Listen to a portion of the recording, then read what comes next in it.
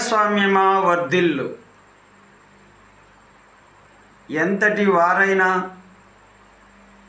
ప్రజాస్వామ్యానికి, ప్రజా తీర్పుకు తల వంచవలసినదే అని చెప్పి,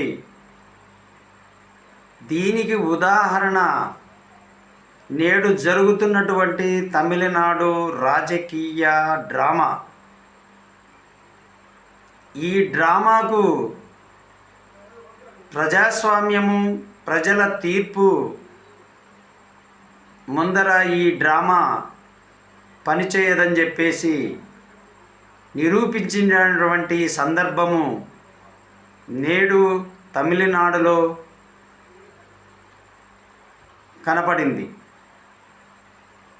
దాదాపు 4-5 రోజుల నుంచి తమిళనాడు రాజకీయాలు దేశవ్యాప్తంగా వేడిని పుట్టించాయి. చాలామంది మేధావులు, రాజకీయ విశ్లేషకులకు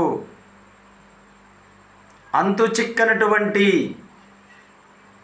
ఎప్పుడూ ఎదురు కానటువంటి ఈ చర్చ, ఈ సంఘటన చాలా థ్రిల్లింగ్గాను ఉంది, ఒక రకంగా టెన్షన్గాను ఉంది, ఒక రకంగా బాధాకరంగాను ఉంది. ఎందుకంటే DVK అధినేత విజయ్ దళపతికి వచ్చినటువంటి 108 సీట్లు ప్రభుత్వాన్ని ఏర్పాటు చేయడానికి ఇంకా 10 సీట్లు తక్కువగా ఉన్నటువంటి పరిస్థితి. మరియు ఆ 10 సీట్లను ఎవరైతే మద్దతు ఇస్తారో వారు తొందరగా ఖచ్చితంగా చెప్పలేకపోవడము, దీనిని కేంద్ర ప్రభుత్వము లేదా స్థానికంగా ఎన్నో సంవత్సరాల నుంచి అధికార పీఠాన్ని అనుభవిస్తున్నటువంటి ADMK, DMK పార్టీలు ఒక దోబూచులాడుతూ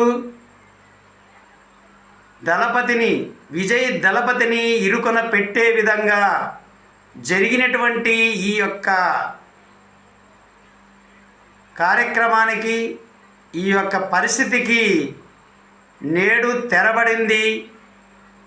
రేపు 11 గంటలకు విజయ్ ప్రమాణ స్వీకారం సీఎంగా చేయబోతున్నాడు అనేటువంటి విషయం. ఈ విషయానికి పయనం న్యూస్ ఛానల్ స్పందిస్తూ, ప్రజాస్వామ్యమా వర్ధిల్లు, ఎప్పటికైనా ప్రజల తీర్పే అంతిమ తీర్పు. రాజకీయ కుట్రలు ఎన్ని జరిగినా, రాజకీయ ఎత్తుగడలు, చాణక్య పద్ధతులను ఎవ్వరూ అవలంబించినా చివరకు ఈ ప్రజాస్వామ్యంలో ప్రజలకు కట్టుబడి ఉండవలసిందేనని చెప్పే సందర్భము ఈరోజు భారతదేశంలో, అది తమిళనాడులో నెలకొని ఉన్నది. దీన్ని ప్రజలందరూ, రాజకీయం అంటే ఇన్నాళ్ళు డబ్బులు పంచి అధికారాన్ని ఉపయోగించుకొని ప్రభుత్వాలను ప్రజల నుంచి ఓట్లు కొని మభ్యపెట్టి గద్దెనెక్కుతున్నటువంటి సందర్భంలో ఎటువంటి డబ్బును పంచకుండా కేవలం ప్రజా అభిమానంతో గద్దెనెక్కుతున్నటువంటి విజయ్ దళపతికి, DVK అధినేత విజయ్ దళపతికి భారతదేశం ప్రజాస్వామ్యము ప్రజలు ఒక్కసారి అభివందనలు తెలియజేస్తూ, రేపు జరుగుతున్నటువంటి ఈ ప్రమాణ స్వీకారం భారతదేశానికి ఒక రాజకీయ సందేశం ఇస్తున్నటువంటి ఈ పరిస్థితి కల్పించినందుకు, ఈ పరిస్థితి వచ్చినందుకు గాను ఈ సందర్భాన్ని ప్రజలందరూ మరొక్క పాఠాన్ని ఈ దేశంలో నేర్చుకున్నారని చెప్పేసి తెలియజేస్తున్నాం.